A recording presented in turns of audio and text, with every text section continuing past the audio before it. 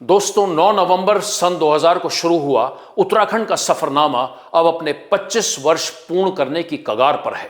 राज्य सरकार इसे एक बड़ी उपलब्धि के रूप में प्रस्तुत करने के लिए एड़ी चोटी का जोर लगा रही है।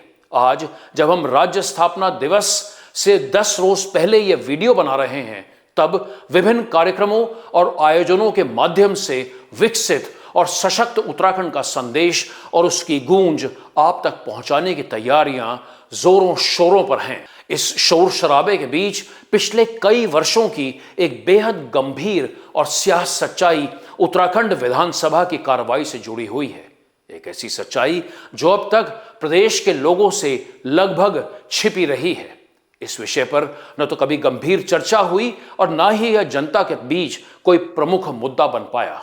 लेकिन आज जब राज्य सरकार माननीय राष्ट्रपति महोदया को आमंत्रित कर 3 और 4 नवंबर को विधानसभा का 2 दिवसीय विशेष सत्र यानी स्पेशल सेशन आयोजित करने जा रही है, तो यह उचित समय है कि हम इस विषय पर गहराई से बात करें कि देश के अन्य राज्यों की तुलना में आखिर उत्तराखंड की विधानसभा कितना चलती है, उसमें कितना काम होता है और क्या हमारी सरकार और हमारे माननीय विधायक सच में जनता के प्रतिनिधित्व और लोकतंत्र की भावना को प्रतिबिंबित करते हैं। सवालों और चिंताओं पर आने से पहले कुछ राष्ट्रीय स्तर के विधानसभाओं के आंकड़ों पर एक नजर डालते हैं, जिन्हें हमने देश की जानी मानी संस्था PRS लेजिस्लेटिव रिसर्च की वार्षिक रिपोर्ट्स के हवाले से लिया है।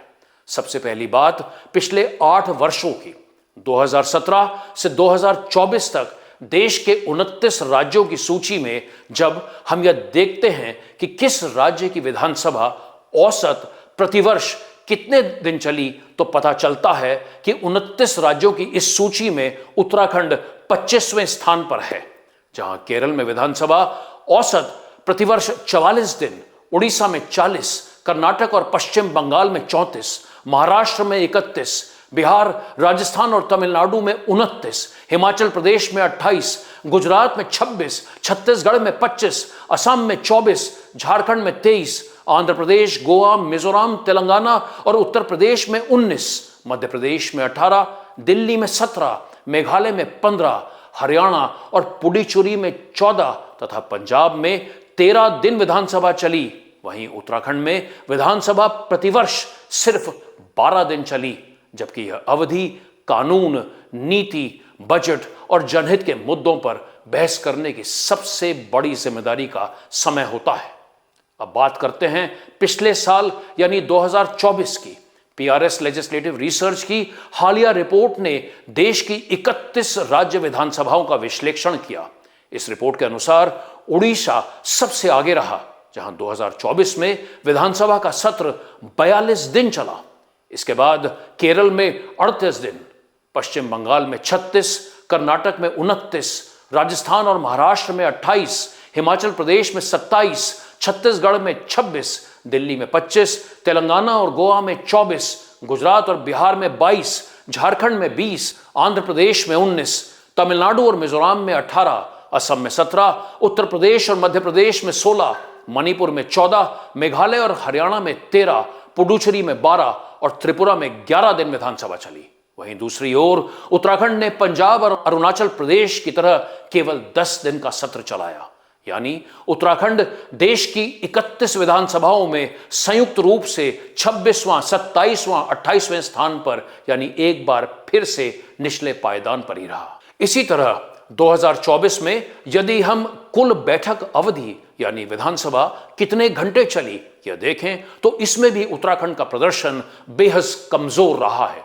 केरल में विधानसभा 228 घंटे, उड़ीसा में 193 घंटे, महाराष्ट्र और राजस्थान में 187, गोवा में 172, छत्तीसगढ़ में 155, तेलंगाना में 139, कर्नाटक में 145, पड़ोसी राज्य हिमाचल प्रदेश में 125, गुजरात में 113, आंध्र प्रदेश में 97, तमिलनाडु में 96, पश्चिम बंगाल में 93, असम में 90, उत्तर प्रदेश में 87, मध्य प्रदेश में 82, त्रिपुरा में 70, हिंसा से बुरी तरह प्रभावित मणिपुर में 65, बिहार और हरियाणा में 64 घंटे तथा झारखंड में 61 घंटे तक चली।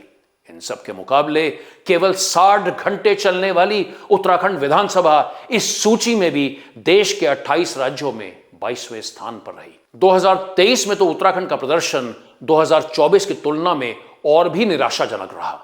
जहां तक विधानसभा के दिनों की बात है तो देश के 28 राज्यों में सबसे कम यानी 7 दिन चलने वाली विधानसभाओं में उत्तराखंड और अरुणाचल प्रदेश का नाम शामिल रहा। इस तरह हमारा रैंक 28 राज्यों में 28वां रहा। 2023 की ही बात करें तो हमारे पड़ोसी राज्य हिमाचल प्रदेश में उत्तराखंड की तुलना में 4 गुना ज्यादा यानी 31 दिन विधानसभा चली। झारखंड और छत्तीसगढ़ एक ऐसे राज्य जिनका गठन उत्तराखंड के साथ ही नवंबर 2000 में हुआ था, वहां विधानसभा क्रमशः 27 और 24 दिन चली, जबकि उत्तर प्रदेश में 20 दिन का सत्र आयोजित हुआ। इसी के साथ 2023 में उत्तराखंड विधानसभा मात्र 44 घंटे चली। इस सूची में भी 26 राज्यों में से उत्तराखंड का स्थान 23वां रहा। दोस्तों, यहां पर अब हमारे आंकड़े समाप्त हो गए हैं और अगर आप अभी तक हमारे साथ जुड़े हुए हैं तो जरा सोचिए, कैसा महसूस कर रहे हैं आप? क्या यह स्थिति शर्मनाक नहीं है? क्या हमें यह नहीं पूछना चाहिए कि उत्तराखंड कब तक सबसे पिछले बेंच पर बैठा रहेगा? कब तक हम यह बैठकर और देखकर चुप रहेंगे कि हमारे चुने हुए जनप्रतिनिधि साल में सिर्फ कुछ दिन ही विधानसभा जाते हैं और वहां भी बिना किसी गंभीर बहस के सत्र खत्म हो जाते हैं? आइए अब थोड़ी सी बात विधानसभा की बारीकियों की करते हैं, जिसे चलाना सरकार की जिम्मेदारी होती है। यह समझना जरूरी है कि विधानसभा केवल प्रश्नकाल यानी क्वेश्चन आवर के लिए ही नहीं चलती, बल्कि उसका मुख्य उद्देश्य विधायी कार्य यानी लेजिस्लेटिव बिजनेस करना है। विधेयक यानी बिल्स पेश करना, उन पर चर्चा करना, कानून बनाना और उन्हें पारित करना, यही विधायक का मूल और सबसे महत्वपूर्ण कार्य है। इन सब के उलट आज स्थिति यह है कि उत्तराखंड विधानसभा के सत्र बहुत कम चलते हैं और विधेयकों यानी बिल्स पर गंभीर चर्चा नहीं होती। राज्य सरकार अक्सर यह कहती है कि उसके पास बिजनेस नहीं है यानी विधायी का कार्य नहीं है, पर सच यह है कि प्रदेश में आज भी सैकड़ों ऐसे विषय हैं जिन पर कानून बनना बाकी है। फिर भी विधानसभा सत्र सीमित दिनों तक ही चलाए जाते हैं। कई कानून ऑर्डिनेंस यानी अध्यादेश के रूप में लाए जा रहे हैं। जब कोई कानून पहले से ही अध्यादेश द्वारा लागू कर दिया गया हो तो फिर विधानसभा में उस पर बहस का ज्यादा अवसर ही नहीं बचता है। इन सब के बीच के बेहद बड़ी चिंता यह भी है कि अधिकांश विधायकों में विधायी प्रक्रिया की समझ और रुचि दोनों की कमी है। इसके अलावा मुख्यमंत्री जी के पास 30 से 40 विभाग हैं, पर उनसे आप कोई सवाल इसलिए नहीं पूछ सकते क्योंकि इस पूरी प्रक्रिया में मुख्यमंत्री के सवालों के लिए सोमवार यानी मंडे फिक्स्ड है, जो विधानसभा के दिनों में कभी आता ही नहीं। इस तरह राज्य के मुख्यमंत्री की प्रदेश के लोगों के प्रति शून्य जवाबदेही सुनिश्चित हो जाती है। रजत जयंती के इस पड़ाव पर प्रदेश सरकार और 70 विधायकों से सवाल है कि क्या उत्तराखंड की विधानसभा को पिछड़ेपन की सूची में बनाए रखना ही आपका ध्येय है? क्या जनता ने आपको सिर्फ 2 दिन के भाषणों के लिए चुना है? क्या लोकतंत्र का मतलब सिर्फ उत्सव रह गया है, उत्तरदायित्व तो नहीं? ऐसा भी तो सवाल उठता है कि जब राज्य की राजधानी के तौर पर गैरसैंण की बात खुद सरकार कहती है, तो फिर देहरादून में विशेष सत्र करने की बजाय अगर यही सत्र गैरसैंण में जनता के बीच आयोजित किया जाता तो क्या उसकी प्रभावशीलता और स्वीकार्यता कहीं अधिक व्यापक नहीं होती? और अगर वर्ष दर वर्ष विधानसभा इतने कम दिन चलती है तो फिर विधानसभा और विधायकों के चुनाव का औचित्य ही क्या रह जाता है? खैर, उत्तराखंड को अब आगे बढ़ते हुए कम बोलने और ज्यादा करने वाला राज्य बनना होगा। विधानसभा को जश्न का मंच नहीं बल्कि जवाबदेही का मंच बनाना होगा। अगर हिमालय की गोद में बसे उत्तराखंड राज्य को वास्तव में विकास की ऊंचाइयों पर पहुंचना है तो उसे सबसे पहले लोकतंत्र की ऊंचाई पर चढ़ना होगा। उत्तराखंड का भविष्य तभी सुरक्षित होगा और बदलाव तभी संभव होगा जब जनता विधानसभा के सत्रों की संख्या और काम की गुणवत्ता दोनों पर जागरूक और मुखर होकर सवाल उठाएगी।